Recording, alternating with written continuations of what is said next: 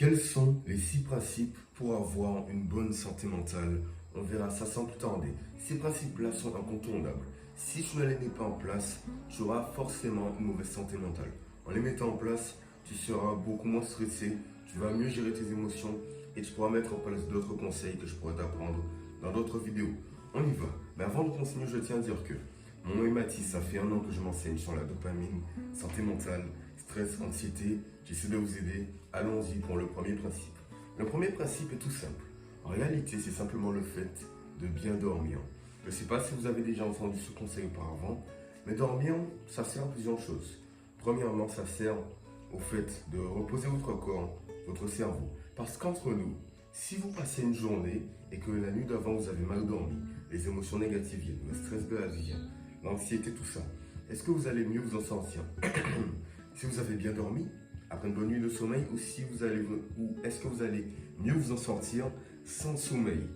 Je pense avoir ma réponse. Dormir, ça vous permet de mieux gérer votre stress, votre anxiété, vos émotions et d'être OK pour la journée qui suit. Donc je vous conseillerais 6 à 8 heures de sommeil par jour, d'accord? Si raisonnable, c'est une moyenne, une tranche de heures de sommeil. Dormez dans un endroit frais, d'accord? Pour bien dormir, dans le noir, détendez-vous, mettez en place une routine du soir, je vous mettrai ça en description. Et puis ça vous permettra de mieux dormir et donc votre santé mentale prendra un petit boost en avant.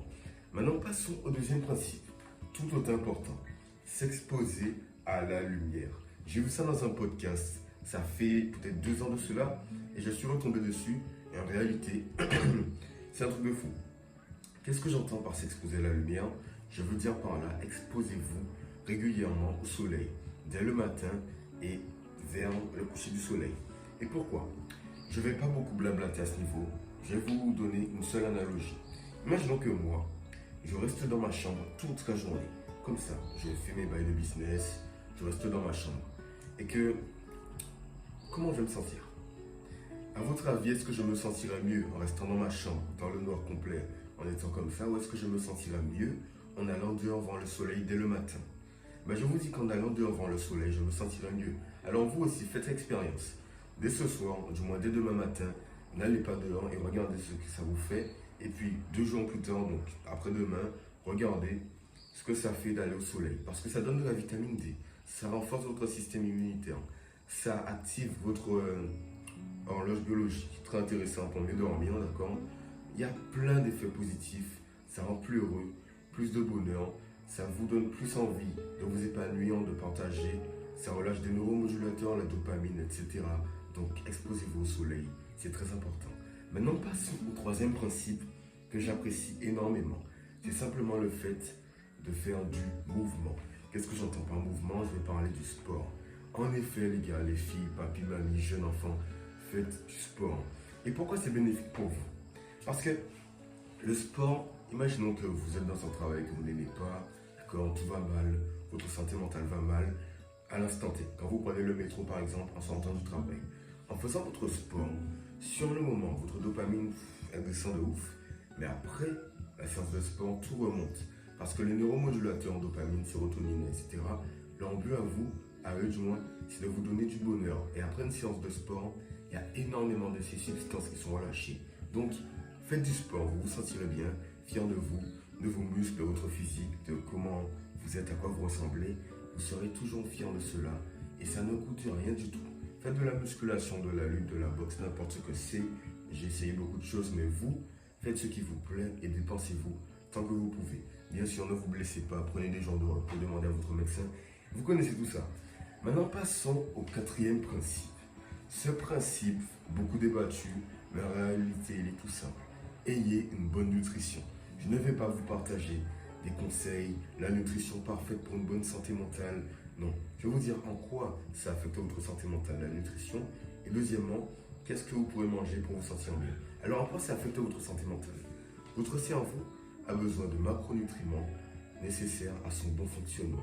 Si vous mangez tous les jours de la malbouffe, des conneries, du sucre raffiné, de la graisse, du chocolat au lait, du chocolat blanc, votre cerveau sera très mal barré. Et ça va détruire votre santé mentale parce que vous prendrez du gras, d'accord? Vos bras, ils vont peut-être rétrécir parce que vous allez manger des conneries, vous allez perdre du muscle, vous aurez des boutons partout, vous ne serez pas beau, pas attractif, votre confiance en vous va descendre et votre santé mentale, votre anxiété va augmenter. Bref, tout est mauvais dans le fait de mal manger. Alors mangez bien, suffisamment, bonne quantité, j'ai vu ça dans un podcast. Mangez suffisamment, ne vomissez pas quand vous mangez, ça veut dire que vous mangez trop. Arrêtez les aliments ultra transformés, sucre, malbouffe, toutes ces conneries. Mangez plutôt des aliments sains. À vous de voir, je ne sais pas s'il y a le régime keto, carnivore, c'est vous qui choisissez. Mais arrêtez les aliments ultra transformés. Moi, je tourne autour du riz, lentilles, poulet, pommes de terre, fruits, cacahuètes. Bref, tout ce qui est autour du naturel. Donc, à vous de voir ça. Passons donc au cinquième principe. Et c'est simplement les relations sociales. Qu'est-ce que j'entends par relations sociales? Je ne vais pas vous dire comme les autres youtubeurs, parce que je l'ai déjà dit moi aussi. Allez voir les autres, faites-vous beaucoup d'amis, etc. Vivez votre vie, sortez un maximum. Non. Je vais vous partager un conseil qui est tout simple et qui affecte réellement votre santé mentale. Écoutez-moi bien. Quand vous parlez à une personne, posez-vous ces questions. Est-ce qu'en parlant à cette personne, j'ai eu plus d'énergie, ça m'a donné plus d'énergie, ma journée passait plus facilement, tout était très bien. Est-ce qu'en parlant à cet individu, j'ai eu aucune énergie, ni positive, ni négative, ça peut arriver. Ou est-ce qu'en parlant à cette personne, j'ai senti que mon énergie était taxée? Est-ce que j'ai senti que je perdais de l'énergie? Prêtez attention à tout ça. Et si vous tombez sur une personne qui taxe votre énergie, passez moins de temps avec elle. Ou peut-être dites-lui que la façon dont elle vous parle, ça vous détruit un peu votre santé mentale, ça taxe votre énergie, ça vous rend moins efficace durant la journée parce que vous pensez à ça sans cesse, votre cerveau n'est jamais en paix. Et donc c'est mauvais. Si cette personne vous donne plus d'énergie, dites-lui aussi volontiers et de cette façon passez plus de temps avec elle. Il y a les autres conseils, mais franchement j'ai fait des vidéos dessus, ma formation en parle. Donc on passe au sixième principe. Le sixième principe, c'est quoi? À votre avis, c'est quoi? Parce qu'il est tout simple. C'est simplement de gérer le stress. Je vais casser un mythe qu'il y a sur la communauté, YouTube, psychologie, tout cela. Vous aurez toujours du stress dans votre vie. Ça peut arriver partout. Dans votre travail, peut-être en ce moment, je suis stressé, ok, ça peut arriver. Quand je fais du sport, je suis stressé parce que ça fait mal sur le moment de construction du muscle. Quand j'ai un spectacle, parler en public, c'est stressant. La vie est stressante. Mais dans tous les cas, ce que vous devez comprendre, c'est que il y a des façons bien efficaces de gérer le stress à court terme, à terme moyen, comme à long terme. J'ai déjà fait une vidéo YouTube dessus. Je vous mettrai ça en description. Mais si je dois vous donner un conseil qui va vous aider en 30 secondes, 20 secondes même, c'est une inspiration, une expiration bien profonde. Je vous explique complètement comment on fait. C'est ça, respirez. Ok? Inspirez-vous. Expirez. Faites-le de maintenant, à vous de voir. Et je vous garantis qu'en faisant cette inspiration, expiration, en une seule fois, vous vous sentirez beaucoup plus déstressé, calme et prêt à attaquer la journée. Donc mettez en place ce type de respiration. Quand vous êtes au travail, quand vous devez faire un spectacle, du stress, un petit stress qui va partir, même un stress chronique, ça peut aider.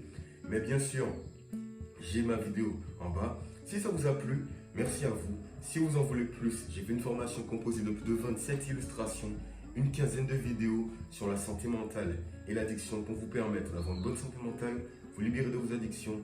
Ça fait plaisir en description. Abonnez-vous, likez, commentez, gardez la page, gardez le smile, ça fait plaisir. Et puis, du flex, peace.